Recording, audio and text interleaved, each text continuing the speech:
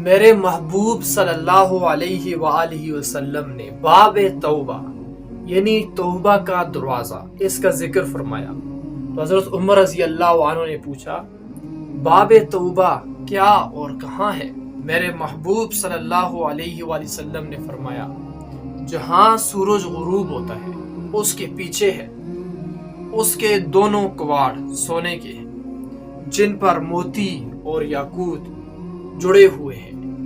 دونوں کواڑوں کے درمیان کا فاصلہ یعنی دروازے کی چوڑائی اتنی ہے کہ ایک تیز رفتار 40 سال میں اسے طے کر سکتا ہے۔ یہ اس روز سے کھلا ہے جس روز اللہ نے مخلوق کو پیدا کیا اور اس دن کی صبح تک کھلا رہے گا جس دن قیامت سے پہلے سورج مغرب سے طلوع ہوگا۔ جو شخص سچی توبہ کرتا ہے اس کی توبہ اس دروازے میں داخل ہو جاتی ہے۔